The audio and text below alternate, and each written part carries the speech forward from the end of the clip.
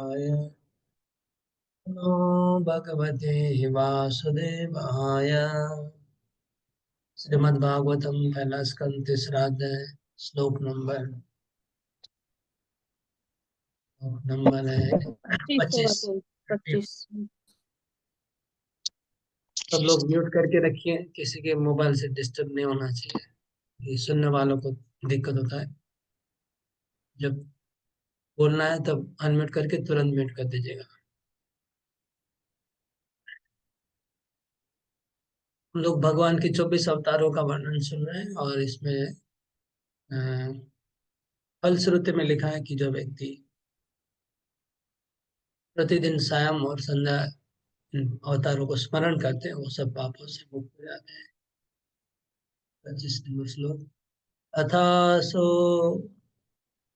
युग संध्यायां दस्यो प्रायेषु राजसु जनिता विष्णु यशसो नाम्ना कल्किर्जगत्पति।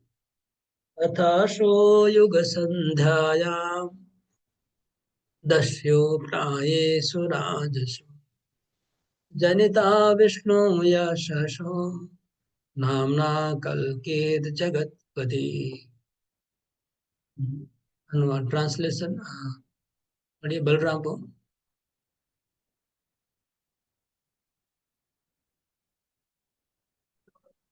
Hare Krishna Prabhu. Therefore, at the conjunction of two yugas. thereafter Purport. नहीं, not purport. Read the translation properly. Thereafter, at the conjunction of two yugas, the Lord of the creation will take his birth as the Kalki incarnation and become the son of Vishnu Yasha. At this time, the rulers of the earth will have degenerated into plunders. Here is another foretelling. Wait.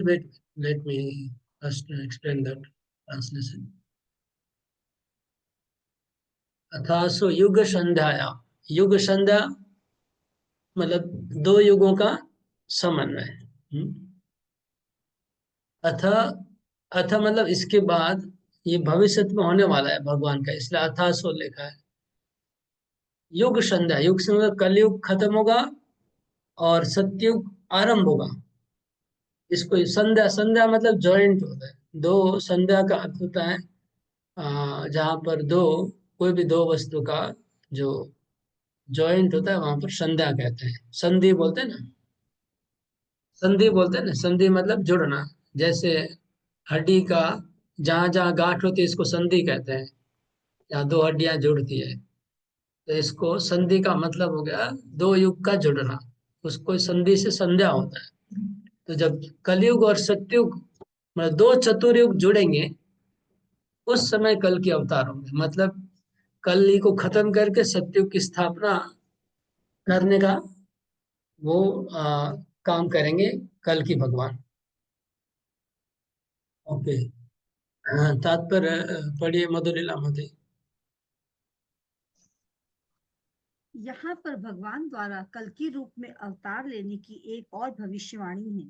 उन्हें दो युगों के संधिकाल में अर्थात कलयुग के अंत तथा सतयुग के प्रारंभ में जन्म लेना है। सत्य, त्रेता, द्वापर तथा कली, इन चार युगों का चक्रमास चक्र की भांति चलता रहता है। वर्तमान कलयुग 4,32,000 वर्ष तक चलेगा, जिसमें से कुरुक्षेत्र युद्ध तथा राजा परीक्षित के राज्य के अंत के बाद से लगभग 5,000 वर्ष बीत चुके हैं। अतः 4,27,000 वर्ष अभी भी शेष हैं। इस काल के बाद कल की अवतार होगा, जैसा कि श्रीमद् भागवत में भविष्यवाणी की गई है। उनके पिता एक विद्वान ब्राह्मण विष्णु यशा होंगे और उनका ग्राम संभल बताया गया है। जैसा कि ऊपर कहा जा चुका है, ये सारी भविष्यवाणियां कालक्रम में सिद्ध होंगी। श्रीमद् भागवत की यही प्रामाणिकता है। हरे कृष्ण। तो कल के अवतार कितना साल के बाद आएगा इसका कैलकुलेशन किया गया है। 4,32,000 टोटल कलयुग का आयु है, उसमें 5,000 निकल गए तो 4,27,000 साल बचे। इसका मतलब 4,27,000 साल के बाद कल की अवतार आएंगे। तो 4,27,000 में मतलब 50-100 साल बाकी होंगे तब आएंगे, कुछ साल बाकी होंगे तब आएंगे। और आकर के वो उस समय, क्योंकि दस्यु प्रायसु राजस्व लिखा है, नहीं, दस्यु प्रायसु राजस्व मतलब जितने भी राजा होंगे वो दस्यु बन जाएंगे, राजा लोग दस्यु बन जाएंगे, समझ रहे? दस्यु प्रायसु राजस्व मतलब जो राजा होंगे, जो शासन करने वाले होंगे, वही पब्लिक को लूटने लगेंगे, मतलब पब्लिक के पास कोई और बचने का तरीका ही नहीं होगा। और आगे लिखा है म्लेच्छ बन जाएंगे लोग, बहुत गिर जाएंगे, पतित हो जाएंगे, पापी होंगे, तब उनको वो हत्या करेंगे, सबको मार डालेंगे और धर्म की स्थापना करेंगे, और उस समय सत्युग आरंभ होगा। अच्छा, ये मेरा प्रश्न है, कल की अवतार को हम लोग युगावतार मान सकते हैं कि नहीं? और अगर युगावतार मान सकते तो कौन से युग के युगावतार कहे जाएंगे, बताइए। कल के अवतार को युगावतार कहा जा सकता है कि नहीं? कोई कोई भी बता सकते हैं, नहीं तो हाथ उठाइए, मैं पूछ हाँ लेता। प्रभु जी, कल की अवतार तो युग अवतार हो सकते हैं प्रभु जी, मान सकते हैं। सूर्यवंशी प्रभु। तो नहीं मान सकते, क्योंकि युग अवतार तो युग धर्म स्थापित करने के लिए आते हैं। युग धर्म तो यहाँ पर हरिनाम संकीर्तन है कलयुग का। तो कल की अवतार तो एंड करने आएंगे सब कुछ, प्रारंभ करने कुछ नहीं आएंगे। अवतार है लेकिन युगा अवतार नहीं है। बिल्कुल, तो कल की को युगावतार नहीं माना जाएगा, क्योंकि युग धर्म की स्थापना करने आते उनको युगावतार कहा जाता है, ठीक है। और उनको युग के प्रारंभ में आना पड़ेगा, युगावतार मतलब युग के प्रारंभ में आते हैं, इसलिए युगावतार नहीं। तो कोई बोलेगा सत्युग के युगावतार माना जा सकता है कि नहीं, क्योंकि सत्युग प्रारंभ हो रहा है, तो वो भी नहीं। सत्युग के युगावतार वो नहीं है, क्योंकि वो सत्युग का युग, तो युग धर्म की स्थापना नहीं कर रहे हैं, वो तो सबको मार काट के मतलब भूमि बना के रेडी करके जा रहे हैं जगह को, ताकि सत्युग के अवतार फिर आएंगे बाद में, हंस अवतार, जो भी सत्युग के अवतार है वो लोग आएंगे। नेक्स्ट श्लोक। प्रभु यहाँ युग संध्यायाम ये शब्द भी कुछ इंक्लूड हो सकता है क्या? क्योंकि कलयुग का समाप्ति हो रहा है और सतयुग का प्रारंभ हो रहा है, तो इसका कुछ हो सकता है क्या ऐसे मीनिंग? वो तो मैंने बताया ना इतना देर, तो आप क्या बोलना चाह रहे हम सुने वही वाला कि संधि जैसे हुआ, तो हैं? हाँ हाँ इसमें हाँ, इसको आप क्या बोलना चाह रहे हैं, मतलब वो तो मैंने बताया, युग संध्या मतलब दो युग जोड़ना, तो इसका क्या कल की अर्थ? का जो आ रहा है वो क्या ऐसा नहीं हो सकता कि कलयुग का तो समाप्ति हो रहा है और सतयुग का प्रारंभ हो रहा है, तो ये भी मीन्स करता है क्या? हाँ हाँ, इसलिए इसलिए युगावतार नहीं माना जाएगा, क्योंकि वो कलयुग के एंड में और सत्युग के प्रारंभ में आ रहा है। जी बात है, युग संध्या में आ रहे हैं, इसलिए युग अवतार नहीं, युग के बीच में आ रहे हैं, ठीक है। ये भी लॉजिक दे सकते हैं।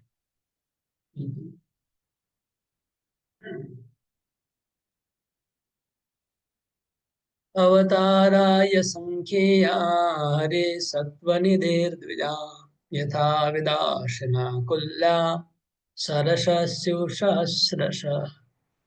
अवताराय संख्येया हरे सत्त्वनिधेर्द्विजा यथा विदाशना कुल्या सरशस्युसहस्रशः। श्लोक का अनुवाद पढ़िए, रासमणि ललिता माता जी। हरे कृष्ण प्रभु। हे ब्राह्मणों, भगवान के अवतार उसी तरह असंख्य है, जिस प्रकार अच्छे जल के स्रोत से निकलने वाला असंख्य झरने। तात्पर्य प्रभु? हाँ तात्पर्य, भगवान के अवतारों की यहाँ पर दी गई सूची पूर्ण नहीं है। यह केवल समस्त अवतारों की आंशिक झलक है। अन्य अनेक अवतार है, यथा श्री हग्रीव, हरि, हंस, कृष्णिगर्भ, विभु, सत्यसेन, वैकुंठ, सार्वभौम, विश्वक्सेन, धर्मसेतु, सुधामा, योगेश्वर, बृहदभानु तथा प्राचीन युग के अन्य अनेक अवतार। श्री प्रहलाद महाराज ने अपनी स्तुति में कहा है, हे प्रभु, आप अपने भक्तों के पालन तथा अभक्तों के संहार के लिए उतने ही अवतार धारण करते हैं जितने कि जलचर, वनस्पतियां, सरीसृप, पक्षी, जंतु, मनुष्य, देवता आदि योनियां हैं। इस प्रकार आप विभिन्न योगों की आवश्यकता अनुसार स्वयं अवतरित होते हैं। कलयुग में आप भक्त के वेश में अवतरित हुए हैं।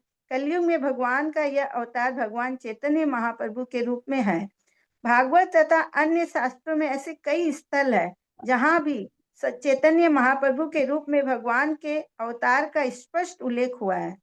ब्रह्म संहिता में भी परोक्ष रूप से कहा गया है कि यद्यपि भगवान के अनेक अवतार हुए हैं, तो यथा राम, नरसिंह, ब्रह्म, मत्स्य, कूर्म आदि, लेकिन कभी कभी भगवान खुद अवतरित होते हैं। अतः भगवान कृष्ण तथा भगवान श्री चैतन्य महाप्रभु अवतार नहीं है, अपितु वह अन्य समस्त अवतारों के मूल उद्गम है।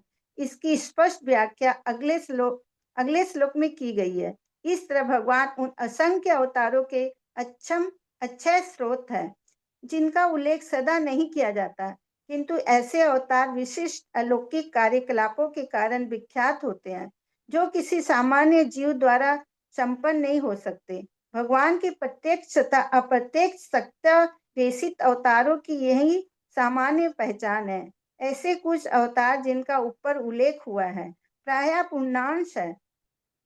उदाहरणतः कुमारगण दिव्य ज्ञान से विभूषित थे, नारद भक्ति से आविष्ट थे, महाराज पृथु प्रशासनिक कार्य की शक्ति से युक्त थे, मत्स्य अवतार प्रत्यक्ष पूर्णांश है। इस तरह समग्र ब्रह्मांडों में भगवान के असंख्य अवतार उसी तरह से निरंतर होते रहते हैं जिस प्रकार जल प्रपातों से निरंतर जल बहता रहता है। हरे कृष्ण।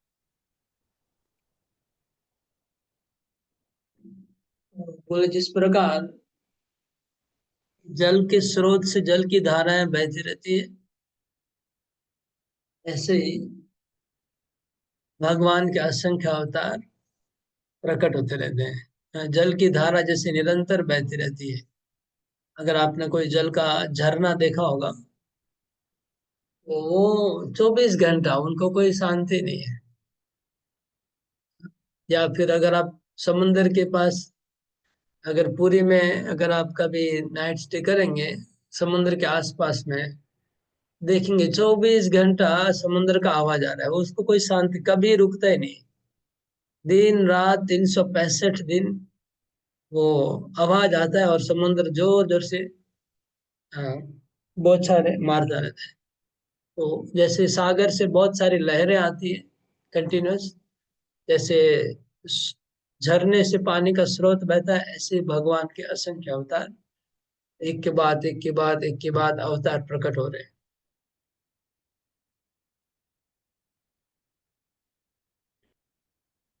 तो सत्यावेश अवतार का कुछ और डेफिनेशन प्रभुपाद दे रहे हैं कि जैसे कुमार, उनको कौन सी शक्ति का आवेश है कुमार में? तो कहते हैं ज्ञान शक्ति, नॉलेज। ठीक है। नारद मुनि में कौन सा शक्ति का आवेश है? तो कहते हैं भक्ति शक्ति, डिवोशनल सर्विस। ऋतु महाराज कौन सी शक्ति के आवेश है? तो कहते हैं शासन आवेश। ठीक है। भक्ति आवेश, ज्ञान आवेश, शासन आवेश, ऐसे भगवान का शक्ति का अलग अलग शक्तियों का आवेश। परशुराम में संहार आवेश। परशुराम क्या है? संहार आवेश। पृथ्वी महाराज शासन, मैंने बोला शासन के अलावा और एक पृथ्वी महाराज का पालन आवेश है। उन्होंने प्रजा का पालन किया, पृथ्वी का पालन किया। तो एक एक शक्ति का आवेश होता है, उसके हिसाब से फिर व्यासदेव का लेखन आवेश, शास्त्र लिखने का। इस तरह से एक एक शक्ति का आवेश, एक एक शक्ति आवेश अवतार में हो रहा है। एक एक शक्ति आवेश अवतार कोई एक पर्टिकुलर एक शक्ति का प्रदर्शन करता है।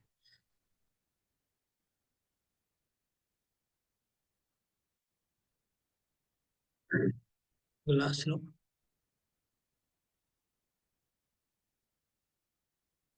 ऋषयो मनवो देवा मनुपुत्रा महोजश कला सर्वे हरेरेव स प्रजापतय स्मृता। ऋषयो मनवो देवा मनुपुत्रा महोजश कला सर्वे हरेरेव स प्रजापतय स्मृता।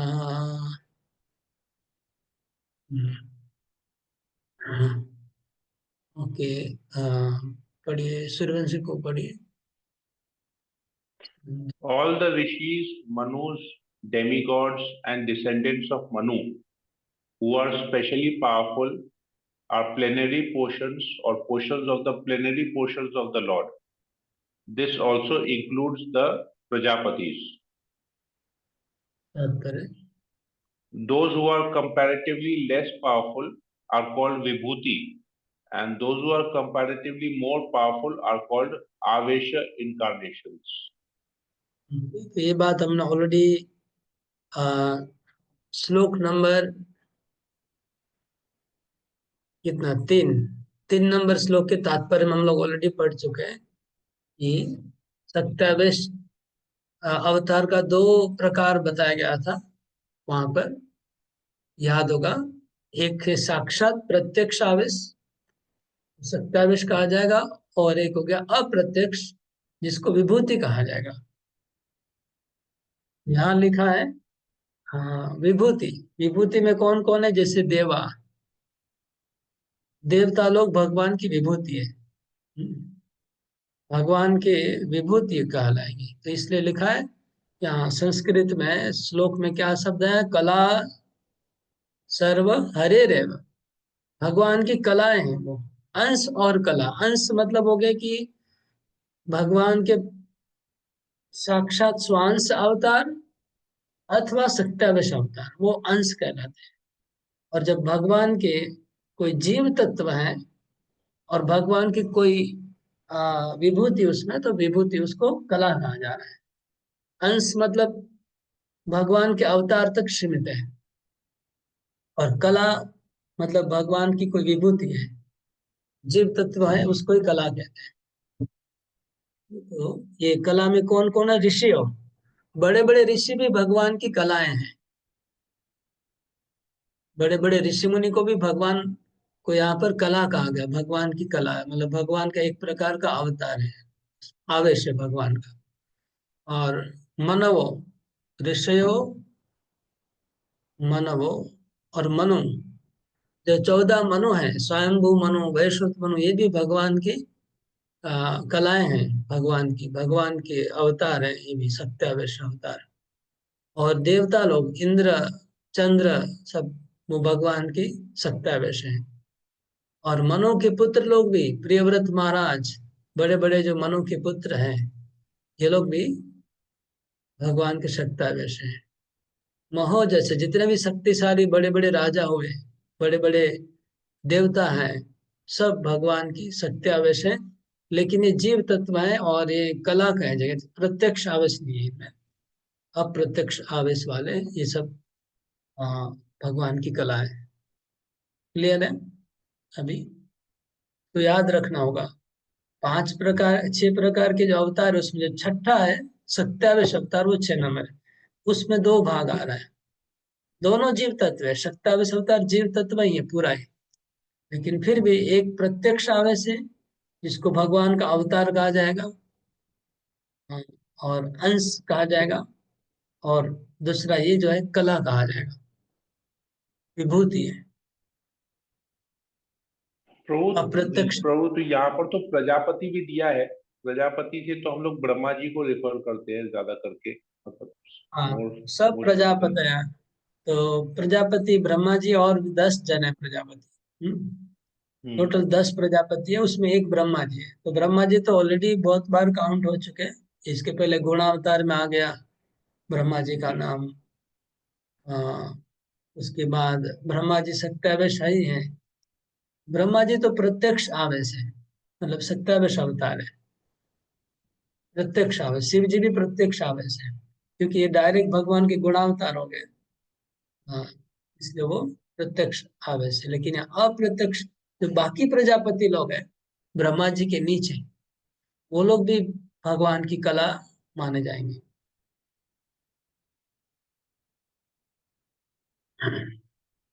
प्रभु यहाँ कला और ये मतलब अंश और अंशांश जो बोलते हैं वो ही हो गया क्या?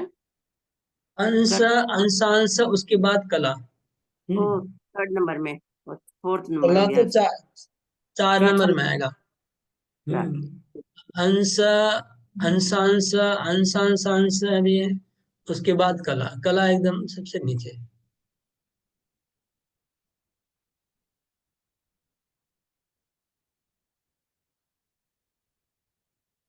वैसे संक्षेप में बोलने के लिए अंश कला दो ही सब बोल देते हैं। हाँ, तो अंश जब बोलेंगे तो सब प्रकार के अंश उसमें पकड़ लेना आपको। अंश का अंश और अंश का अंश का अंश और अंश का अंश का अंश का अंश, सारे अंश अंश की कैटेगरी में बहुत हो जाएंगे। अभी उतना तो एक साथ बोल नहीं सकते, इसलिए एक शब्द में बोल दिया अंश। अंश बहुत है, क्योंकि बलराम है, फिर द्वारका के वासुदेव है, फिर महानारायण है, फिर बहुत लाइन लग जाएगी। अगर अंश का अंश करने जाएंगे तो 10 नंबर में आ जाएंगे। इसलिए इतना लंबा नहीं करने के लिए एक शब्द में अंश कहा गया सबको, और कला को अलग कर दिया जो विभूति है भगवान की।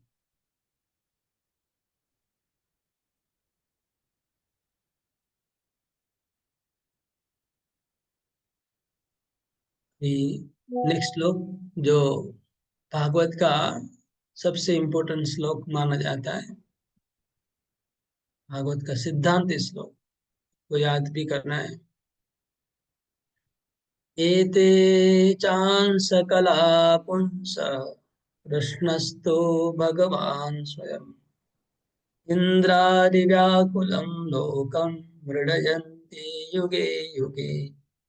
एते चांस कला पुंस कृष्णस्तो भगवान स्वयं इंद्रादिव्याकुलं लोकं मृडयन्ति युगे युगे। ये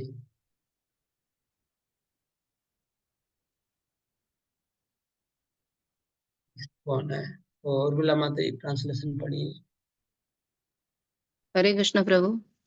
उपयुक्त सारे अवतार या तो भगवान के पूर्ण अंश या पूर्णांश के अंश कलाएं हैं, लेकिन श्री कृष्ण तो आदि पूर्ण पुरुषोत्तम भगवान हैं। वे सब विभिन्न लोकों में नास्तिकों द्वारा उपद्रव किए जाने पर प्रकट होते हैं। भगवान आस्तिकों की रक्षा करने के लिए अवतरित होते हैं। प्रभु तात्पर्य पर। एक मिनट में पहले ट्रांसलेशन को समझा देता हूँ, फिर तात्पर्य पढ़ेंगे। तो एते मतलब ये सब, एते मतलब ये सब, ऑल द अबव, उपर्युक्त सारे अवतार, अंश कला, वो या तो अंश है या फिर कला है, अंशों के अंश है। ऊपर में जितने बताए गए, ऊपर में मतलब आपको शुरू करना है एकदम स्टार्टिंग से। स वेदम सस जागरे, वहां से वही भगवान सबसे पहले इस ब्रह्मांड के महतत्व के द्वारा सृष्टि की है। उन्होंने इस ब्रह्मांड को 16 तत्वों से उन्होंने सृष्टि किया, वहां से शुरू होगा।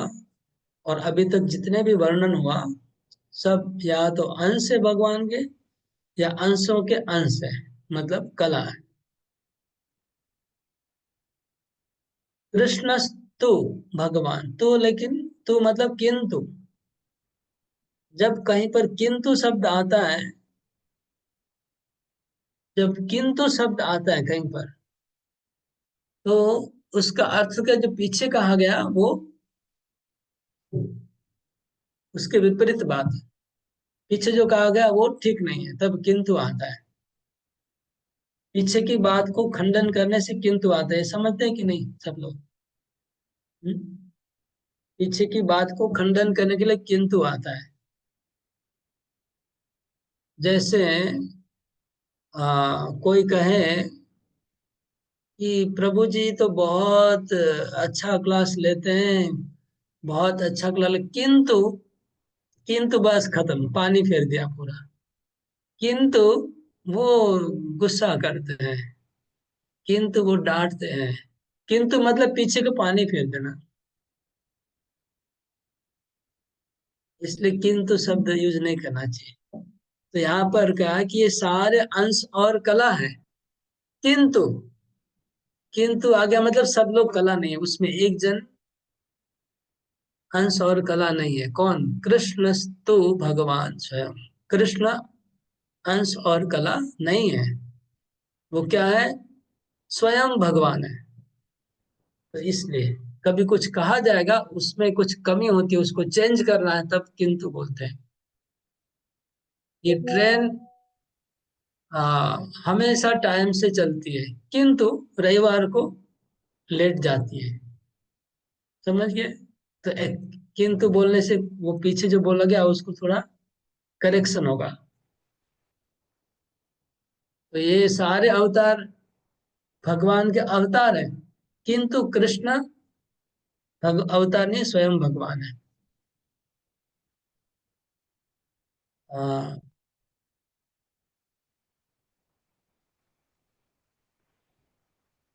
इंद्रादि व्याकुलम लोकम मृडयन्ति युगे युगे। ये सब अवतार क्यों आते हैं? इंद्र इंद्र अरि इंद्र अरि मतलब देवताओं के शत्रु, मतलब असुर। असुर लोग जब उत्पात करते हैं तब ये लोग आते हैं।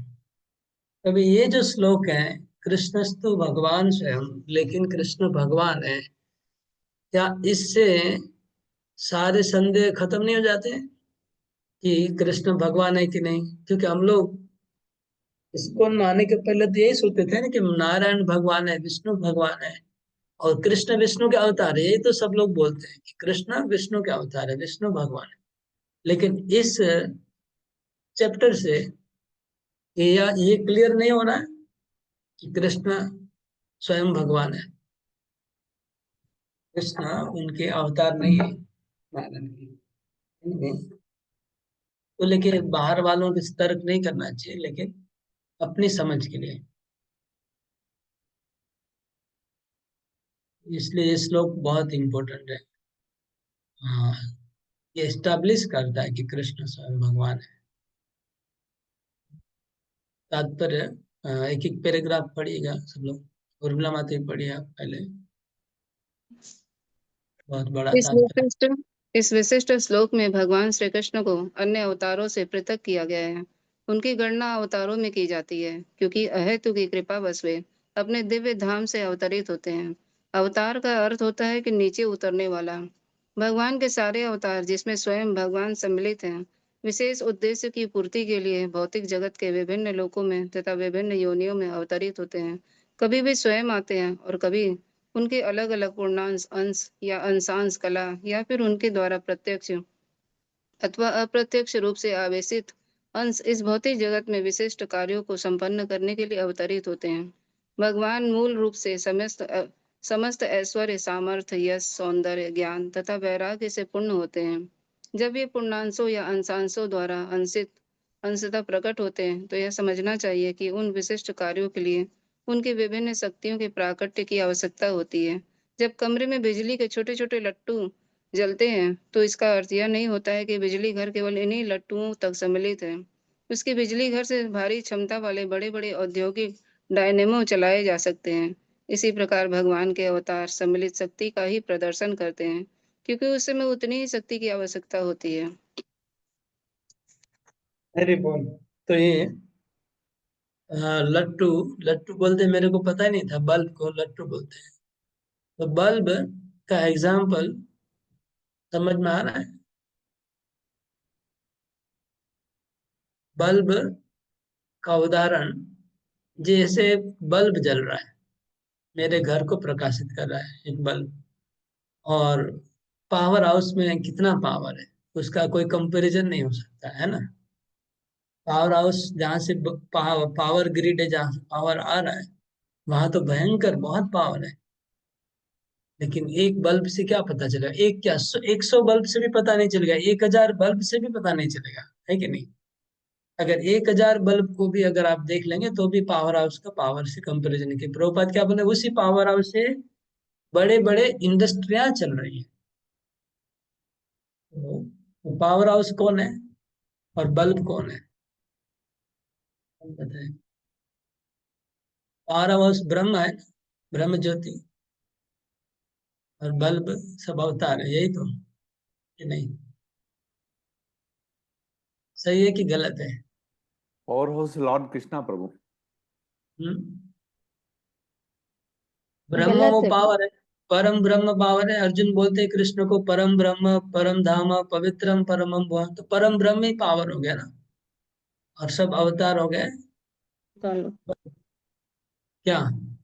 ठीक है, नित्य सुन माता जी। पावर हाउस तो भगवान हो गए, और जो लट्टू जो बल्ब पे देवता लोग हो गए, क्या देवता हो हाँ, गए। ठीक। तो कृष्ण पावर हाउस है, और अवतार जो सब है, अब जो विभूतियां हैं उसको लट्टू बोल सकते हैं, लेकिन अवतार लोग का पावर ज्यादा होता है, हेलोजन है। जो भगवान के अवतार है वो हेलोजन है और इंडस्ट्रियां हैं। लेकिन जो देवता लोग वहाँ विभूतियां हैं छोटी छोटी, वो सब लट्टू जैसे, बल्ब जैसे। हम लोग बल्ब को ही देख रहे हैं एक्चुअली, और हम लोग बल्ब को ही देख के उसको ही पावर हाउस भगवान मान लेते हैं। अच्छा, निरीश्वरवादी लेकिन वो ब्रह्म ज्योति को ही पावर हाउस मानते हैं, ठीक है? उनका कहना है कि पावर हाउस ब्रह्म ज्योति है, वहां से सब अवतार आ रहे हैं। आगे का पैराग्राफ पढ़िए, और लीलानंद ने माता ही पढ़िए।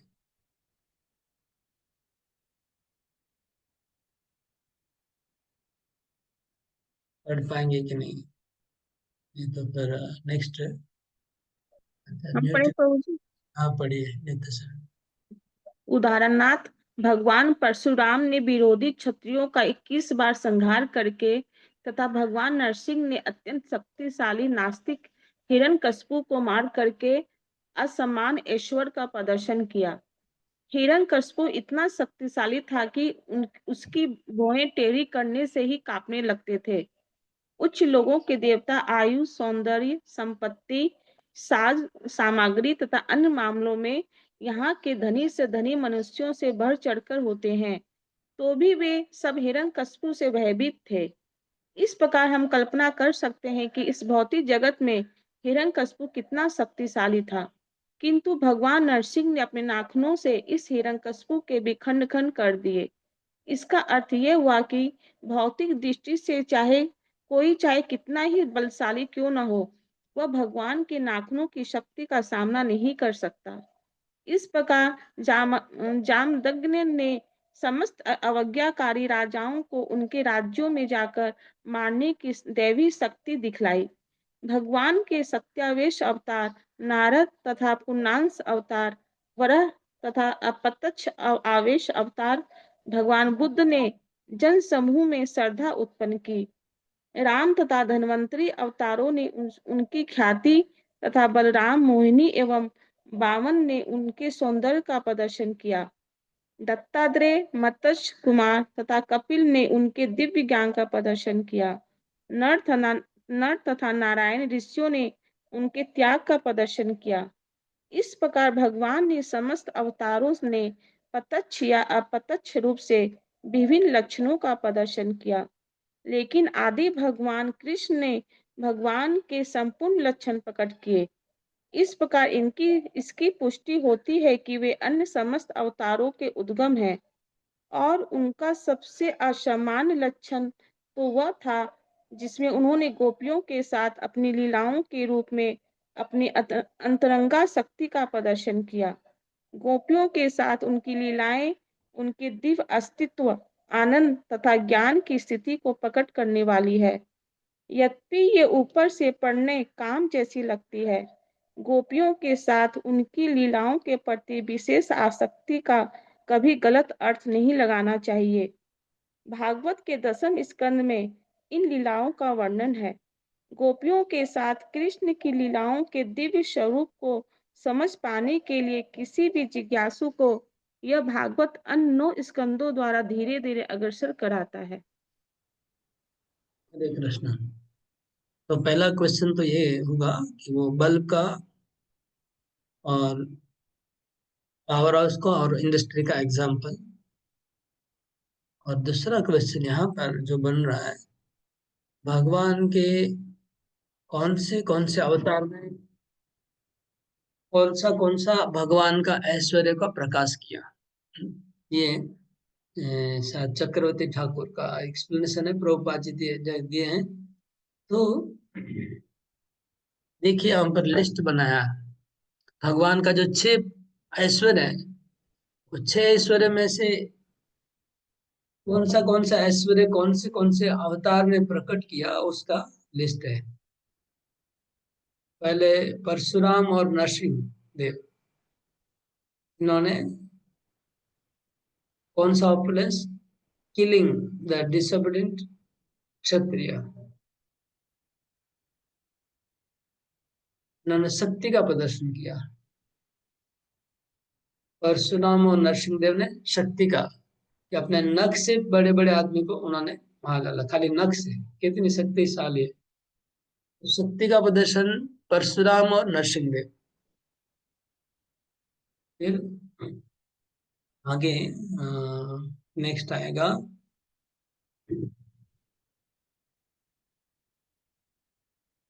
नारद और वरादेव। हाँ, Lord empowered incarnation Narad and plenary action Vara, as well as indirectly empowered Buddha, created faith in the mass of people. ये कौन सा समझ में नहीं आ रहा है, कौन सा इसमें ऐश्वर्य प्रदर्शन किया, फेथ। राम और धन्वंतरी, यश यश का प्रेम, तो यश का प्रकाश किया भगवान राम ने और धन्वंतरी ने। हरे कृष्ण प्रभु जी, इसमें दिखा रहा है कि श्रद्धा उत्पन्न हुआ, नारद जी और बुद्ध में श्रद्धा ठीक है, हम श्रद्धा हुआ तो लिखा, हम तो 6 ऐश्वर्य को ढूंढ रहे हैं। ठीक है, वो मिलेगा तो बताइएगा, वो जो लिखा है वो तो हमको भी दिख रहा है। तो पहला ऐश्वर्य शक्ति बताया हमने, दूसरा ऐश्वर्य सुंदरता। सुंदरता किसने प्रकाश किया? मोहिनी रूप नहीं, हाँ, मोहिनी एवं ठीक से बोलिए, तो ठीक से बोलिए ताकि हम सुनने में आए। बलराम, मोहिनी एवं वामन ने सौंदर्य का प्रदर्शन। सुंदरता का प्रकाश बलराम जी, मोहिनी और वामन ने किया। ज्ञान का प्रकाश कौन से अवतार में?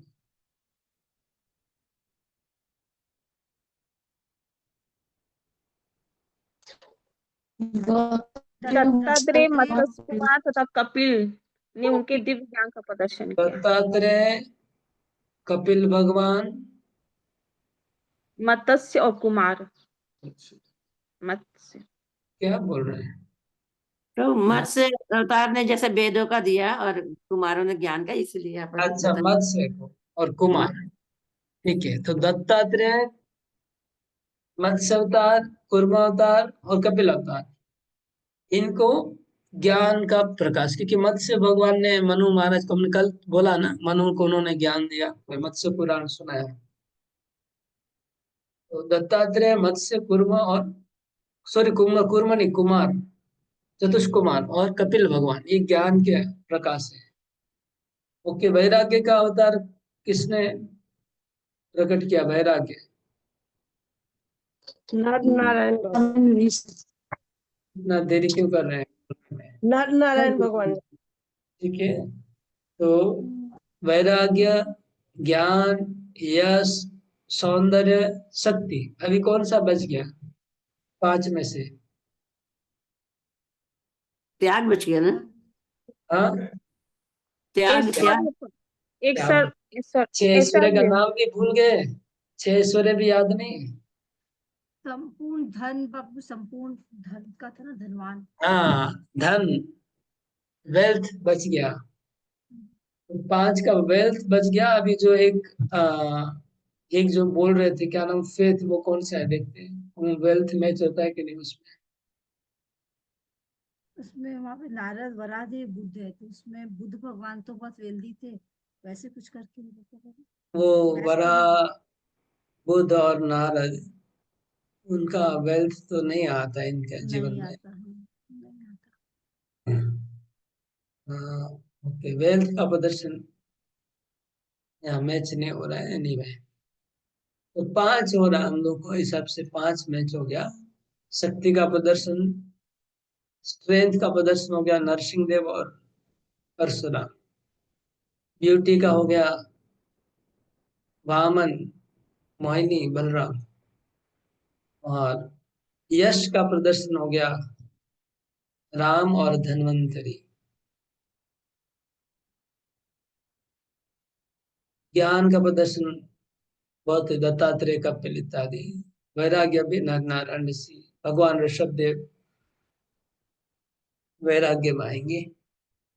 ओके, ठीक है। और हम लोग को अभी वेल्थ का नहीं मिल रहा है इसमें, हमको एक्चुअली, मेरे को टाइम नहीं है, आचार्य कमेंट्री देखूंगा तो अभी पकड़ पकड़ में आ जाता।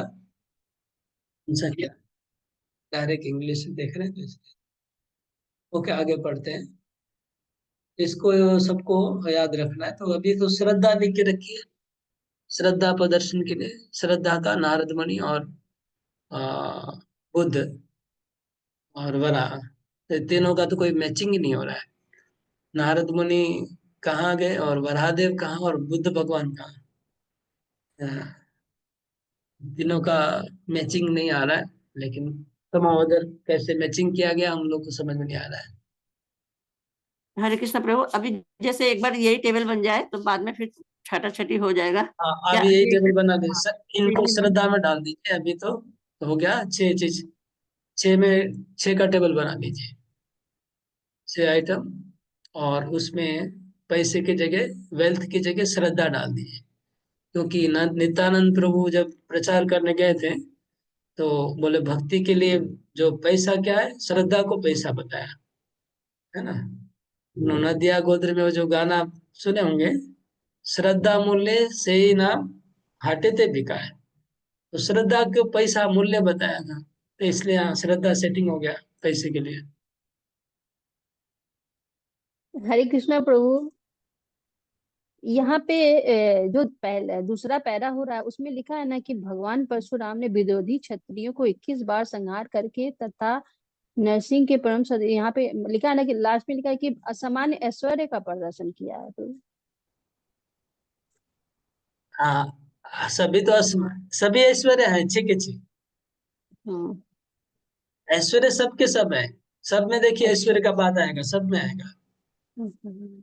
लेकिन ऐश्वर्य में फिर विभाग हो रहा है, प्रभु यहाँ ज्ञान का शक्ति होगा कि ऐश्वर्य, प्रभु यहाँ शक्ति वैराग। का होगा कि ऐश्वर्य का होगा? आप अगर यहाँ पैसे का बोलते हैं, धन का, किसके, हम्म, नरसिंह देव के लिए परशुराम कहाँ, वो लोग धनी थोड़ी थे। नहीं, ये शक्ति का लोग तो, होगा। ये लोग तो क्या बोलते हैं, क्या बोलते हैं उसको, भी याद नहीं आ रहा है। लो कार्ड डालो। हाँ, वो लोग धनी नहीं थे। नहीं तो परशुराम पैसे से कोई लेना देना नहीं, तो नरसिंह देव का पैसे से कोई लेना देना। प्रभु कृष्ण का भी आ सकता है इसमें, धन के लिए लक्ष्मी देवी, बलि महाराज। कृष्ण को तो काउंट नहीं करे ना, उसको तो पावर हाउस बताया लास्ट में। और प्रभुपाद जी बोले कि सब भगवान का थोड़ा थोड़ा पावर डिस ये लोग डिस्प्ले कर रहे हैं। कृष्ण में 6 के 6 हैं, यही बात तो लास्ट में है ना, कृष्ण में 6 पूरा है। ठीक है, आगे बढ़ते हैं। Next paragraph. कौन नहीं पढ़ा अभी? नित्य माता ही पढ़ी, आपको पढ़ा ना? हम पढ़े प्रभु जी। पूर्णा माता ही पढ़ी। हरे कृष्णा प्रभु। श्रीला जीव गोस्वामी की कथा अनुसार यह शास्त्र सम्मत है कि भगवान कृष्ण अन्य समस्त अवतारों के उद्गम है। ऐसा नहीं है कि भगवान कृष्ण के अवतार का कोई स्रोत है। परम सत्य के सारे लक्षण भगवान श्री कृष्ण के व्यक्तित्व में निहित है और भगवत गीता में भगवान स्पष्ट घोषित करते हैं कि उनके समान या उनसे बढ़कर कोई सत्य नहीं है। इस श्लोक में स्वयं शब्द इसकी पुष्टि करता है कि भगवान कृष्ण स्वयं ही अपने स्रोत हैं। यद्यपि अन्य स्थानों में अवतारों को उनके कार्यों के कारण भगवान कहा गया है, किंतु उन्हें कहीं भी परम पुरुष नहीं कहा गया है। इस श्लोक में स्वयं शब्द आश्रय तत्व के रूप में उनकी श्रेष्ठता का सूचक है। आगे पढ़ेंगे। तो इस श्लोक में कौन सा शब्द है जो बाकी सब श्लोकों से, ये दो शब्द कौन से स्टैंड आउट करते हैं? कौन से दो शब्द हैं जो बाकी श्लोकों से अलग हटके है? ऐसा कौन सा स्वयं, शब्द है? भगवान स्वयं। भगवान स्वयं। भगवान और स्वयं। भगवान और स्वयं, ये दो शब्द कहीं नहीं है। इसके पहले जब नहीं। कृष्ण का अवतार का नाम आया था तब वहां भगवान लिखा हुआ था, और अभी स्वयं भी लिखा हुआ है, स्वयं भगवान। वो खुद ही भगवान है। वो किसी, उनका कोई आदि नहीं है। अनादिर आदि गोविंद सर्व कारण कारण। भगवान सबके आदि है, उनका कोई आदि नहीं है। अगला पैराग्राफ पढ़िए बताइए। और अरे कौन बात नहीं तो ओके। हाँ, सत्यनारायण माती पढ़ी।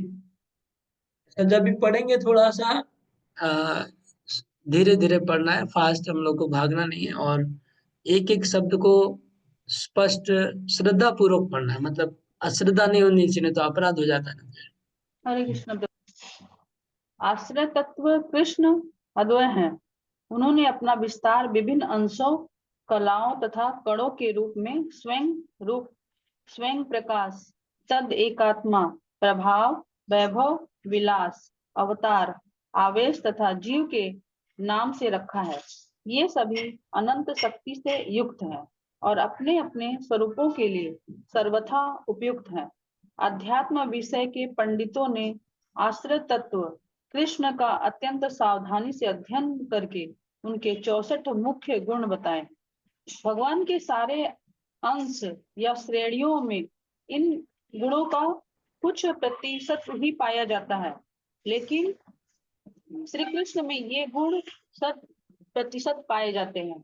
स्वयं प्रकाश, तद एक आत्मा से लेकर अवतार तक के उनके निजी विस्तार विष्णु तत्व हैं, और इनमें 93% तक ये दिव्य गुण पाए जाते हैं। शिव जी में जो न तो अवतार है, न आवेश, और न ही इन दोनों के बीच आते हैं। लगभग 84% गुण पाए जाते हैं, किंतु जीवन की विभिन्न अवस्थाओं वाले जीवों में ये गुण 75% तक पाए जाते हैं। इस जगत की बद्ध अवस्थाओं में इन गुणों का लेस मात्र ही पाया जाता है, और पवित्र जीवों में इनकी मात्रा भिन्न हो सकती है। जीवों में सर्वाधिक पूर्ण जीव ब्रह्मा हैं, जो इस ब्रह्मांड के अधिष्ठाता हैं। इनमें 78% तक ये गुण पाए जाते हैं। अन्य देवताओं में इन गुणों की मात्रा कम होती जाती है, और मनुष्य में तो अल्प मात्रा पाई जाती है। मनुष्य जीवन की पूर्णता का मानदंड यह है कि वह इन गुणों को 78% तक बढ़ाए। जीव में कभी भी शिव, विष्णु या भगवान कृष्ण के गुण नहीं आ सकते। कोई भी जीव 78% गुणों को पूर्ण रूप से विकसित कर दिव्यता प्राप्त कर सकता है, पर वह कभी भी शिव, विष्णु या कृष्ण नहीं बन सकता। हाँ, कालक्रम से वह ब्रह्मा बन सकता है। स्वर्ग लोक के दैवी जीव हरिधाम तथा महेश धाम में ईश्वर के निरंतर सानिध्य में रहते हैं। सब धामों के ऊपर कृष्ण का धाम कृष्ण लोक या गोलोक वृंदावन कहलाता है। जो जीव अपने में 78% या इससे अधिक गुण विकसित कर लेता है, वह इस भौतिक शरीर को त्यागने के पश्चात कृष्ण लोक जाने का भागी बन जाता है। हरे कृष्ण। तो यहाँ पर कहा जा रहा है कि जितने भी अवतार हैं भगवान के, सब सब अवतार कुछ न कुछ परसेंटेज का ऑपुलेंस प्रदर्शन करते हैं, कुछ न कुछ परसेंटेज का ऐश्वर्य का प्रदर्शन करते हैं। लेकिन कृष्ण अवतार में 100% उनका ऑपुलेंस का प्रदर्शन होता है। ठीक है, पहली बात ये समझ लीजिए। दूसरा, कहते हैं कि कृष्ण के सिवा 100% और कोई प्रदर्शन नहीं कर सकता है। ओनली कृष्ण ही 100% गुणों का प्रकाश कर सकते हैं। तो नारायण कितना हो सकता है? मैक्सिमम 93। कृष्ण के जो प्रथम प्रकाश है, नारायण है, चाहे बलराम जी हैं, चाहे दूसरे कोई भी अवतार है भगवान के, जो स्वांश है, जो भगवान की बराबरी के अवतार है, वो लोग कितना? 93%। और शिव जी कितना परसेंट? 84। शिव जी 84% ऐश्वर्य प्रकाश कर सकते हैं, और ब्रह्मा जी 78% प्रकाश कर सकते हैं। और कोई भी बद्ध जीव, मतलब देवता लोग 78 से कम, देवता लोग का और कम है, इंद्र चंद्र वरुण उनका और कम है, और मनुष्य का और भी कम है। लेकिन अगर कोई शुद्ध भक्त बनेगा तो मैक्सिमम कितना परसेंटेज क्वालिटी कलेक्ट कर सकता है, बताइए? अगर कोई प्योर डिवोटी बन जाएगा और गोलोक धाम जाने के लायक बनेगा तो कितना क्वालिटी, कितना परसेंटेज? 78% ब्रह्मा जी जितना है। 78 मैक्सिमम है, तो ब्रह्मा जी जितना, उतना क्वालिटी आएगा तो कोई गोलोक धाम जा सकता है। तो ये हो गया। तो जीव कभी 78 से ज्यादा नहीं हो सकता, मतलब विष्णु के बराबर नहीं हो सकता है, शिव के बराबर नहीं हो सकता है, और कृष्ण के बराबर नहीं हो सकता है। ब्रह्मा के बराबर मैक्सिमम हो सकता है जीवात्मा। यहाँ प्रश्न बनेगा कि भगवान के कौन से रूप का कितना परसेंटेज पावर है, लिखिए। और एक जीवात्मा मैक्सिमम कितना परसेंटेज?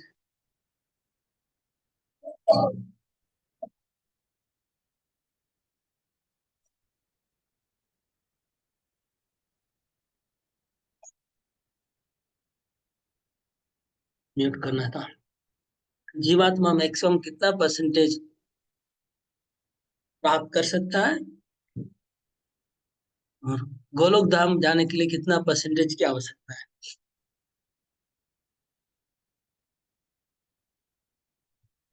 भगवान मतलब मनुष्य से लेके भगवान तक, भगवान से लेके देवता से मनुष्य तक, सबका कितना कितना परसेंटेज है, बताना।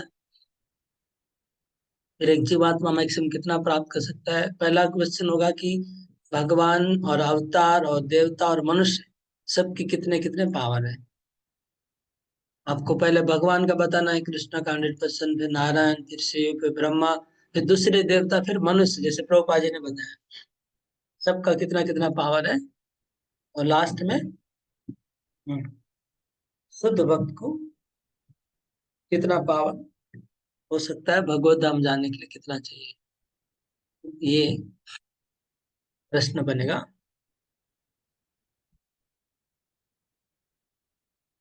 नेक्स्ट श्लोक।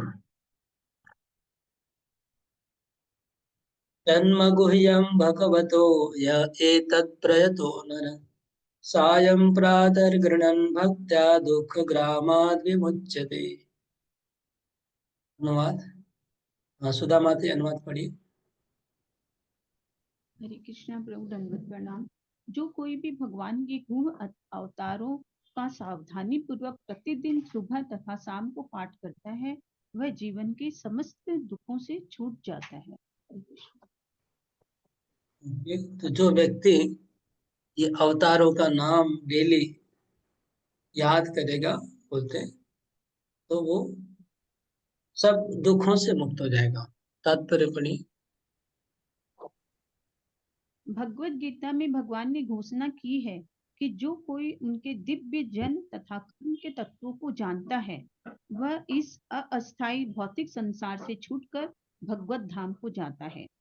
अतएव इस भौतिक जगत में भगवान के अवतार की गुह्यता को भली भांति जान लेने पर भौतिक बंधन से छुटकारा प्राप्त हो जाता है। अतः भगवान का जन्म तथा उनके कर्म, जिन्हें वह जन सामान्य के कल्याण हेतु प्रकट करते हैं, सामान्य नहीं होते। वे गुह्य है, और जो भक्ति पूर्वक इस विषय की गंभीरता को जानना चाहते हैं उन्हें ही यह रहस्य प्रकट हो पाता है। इस तरह उन्हें भवबंधन से विमुक्ति प्राप्त हो जाती है। अतः यह सलाह दी गई है कि जो कोई भागवत की इस अध्याय का, जिसमें भगवान के विभिन्न अवतारों का वर्णन है, भक्ति तथा श्रद्धा पूर्वक केवल पाठ करता है, उसे भगवान की जन्मों तथा कर्मों का अंतर्दर्शन प्राप्त हो जाता है। विमुक्ति शब्द इस बात का सूचक है कि भगवान का जन्म तथा उनके कर्म दिव्य है, अन्यथा मात्र उनका पाठ करने से किसी को मुक्ति प्राप्त नहीं हो सकती। अतएव ये गुह्य है, और जो भक्ति के निर्धारित विधि विधानों का पालन नहीं करते, वे भगवान के जन्म तथा कर्म के रहस्यों को जान पाने का अधिकार नहीं रखते। हरे कृष्ण। जन्म गुह्यम लिखा है, भगवान के जन्म गुह्य है, ऐसे लिखा है। जन्म उन्होंने गुह्य भगवत। थोड़ा प्रभु जी का मीटिंग ये कर दो, तो हम नहीं कर पा रहे इसे मूर्खता करते हैं। तो भगवान का जन्म गुह्य है, तो गोपनीय है, तो सब लोग इसको नहीं समझ सकते भगवान के जन्म को। केवल भक्ति करेंगे वही समझ पाएंगे, और समझ जाएंगे तो फिर अ, भगवान बोलते जन्म कर्म च मे दिव्यम, जो मेरा जन्म कर्म को जान जाता है वो इस शरीर को त्याग करके उसको दोबारा जन्म नहीं लेना पड़ता है। ये जो बात भगवान ने कही है वो प्रभुपाद जी बता रहे हैं कि अगर इसको कोई बार बार पढ़ेगा श्रद्धा पूर्वक तो समझ जाएगा भगवान के जन्म को, दिव्य रहस्य को, और फिर वो भगवत धाम जाएगा, तो फिर ऑटोमेटिक विमुक्ति हो जाएगी। विमुक्ति मतलब अ, संसार के बंधन से छूट के भगवत धाम चले जाना, तभी होगा जब कोई भगवान के जन्म कर्म को समझ पाएगा। इसको डेली पाठ करने के बाद बोल रहे हैं, सायं प्रातः, सुबह और शाम को, इनमें 2 बार, मतलब इसको स्मरण करना या पाठ करना। ओके, हरे कृष्ण। तो आज इधर रखना होगा अभी, क्योंकि मीटिंग है।